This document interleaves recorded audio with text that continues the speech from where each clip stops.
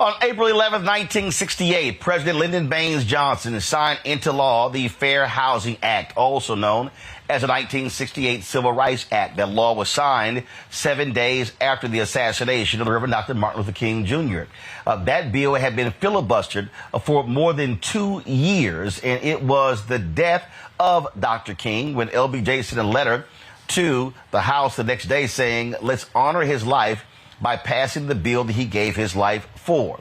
That indeed happened. In these 56 years, we have seen significant changes when it comes to housing discrimination.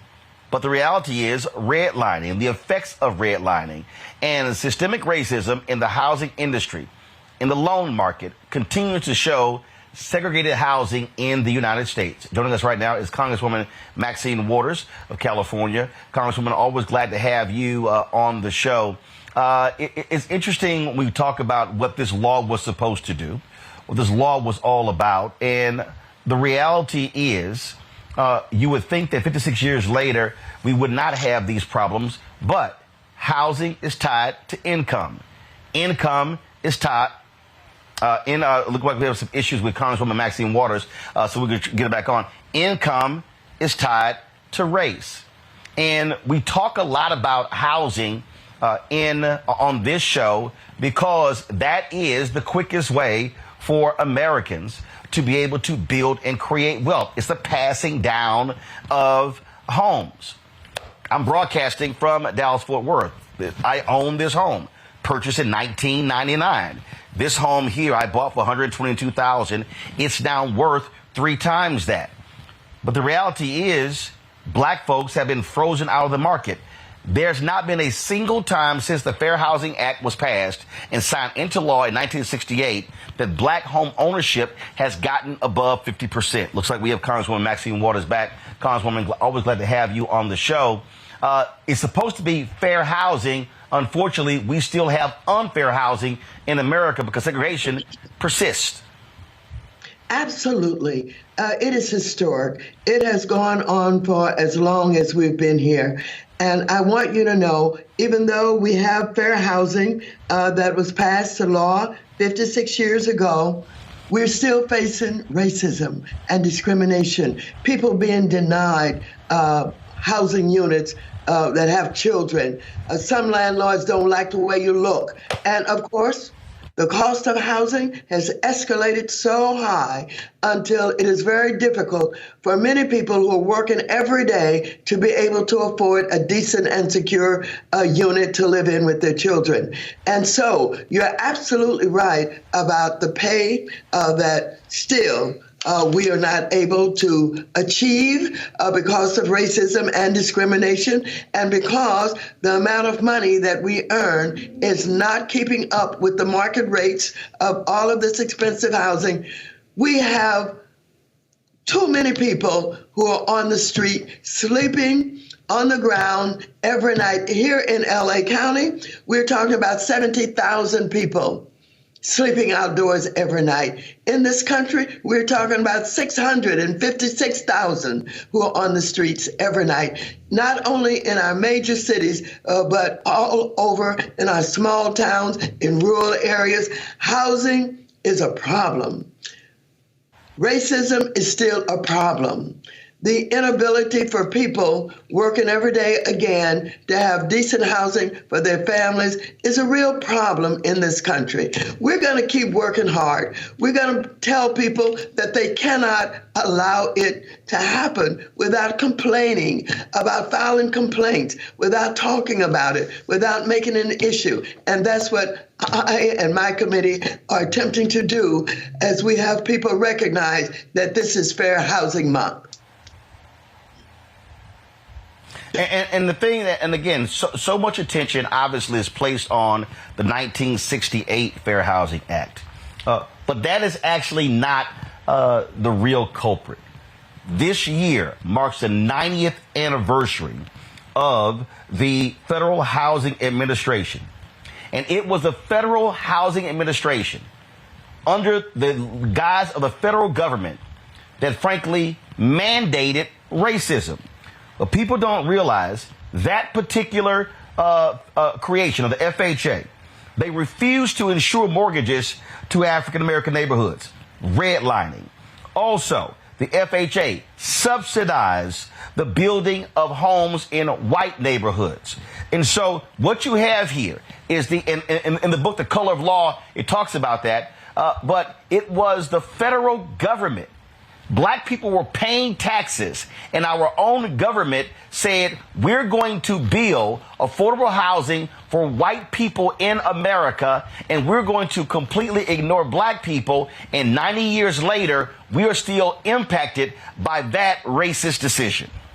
Oh, absolutely. And now, as we look at what is going on with homelessness, we have city councils who are afraid of the homeowner associations. We have zoning laws that exclude the building of affordable housing, and we don't have yet the courage that is needed to fight against those communities that are absolutely organized through these homeowner associations to keep people of color out of those neighborhoods. And so when we talk about the need to get people off the street, to have affordable housing, secure housing, we've got to start to look at our local levels who have land use authority. They're the ones who can make decisions about how that land is used and developed. And what we find is that, again, not enough courage at the local level to deal with that issue, nor do we have one-stop shops that deals with permitting and licensing for even those developers who want to build affordable housing. And we have some cities who charge the would-be developers so much money to change the wiring poles, to change the fire hydrants, to do all of this work that the city should be paying for. What we do is we drive up the cost in ways that we cannot build affordable housing. And we have a crisis. We have a crisis. We don't have enough affordable housing. And even so, we don't have access to it because our city councils, for the most part, who have all this land use authority, are not using their power and their influence. And so we're fighting. We're struggling. You mentioned redlining. We've been fighting redlining for years, for many years, ever since I first started in office in California.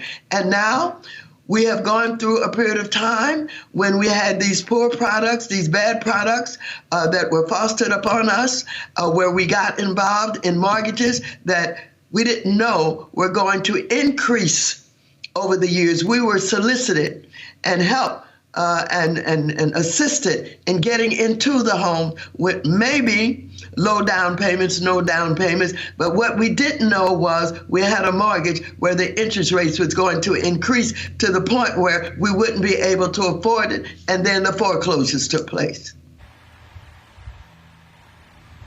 Last question for you, and that is this here. Yeah. Again, when they created the Federal Housing Administration, it was to confront the lack of housing stock in this country.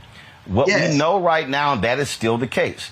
We know we know right now that we have under first of all, we are under the number of homes created in the last decade and this decade. So what can the federal government do to actually increase housing stock in this country that will significantly help the demand?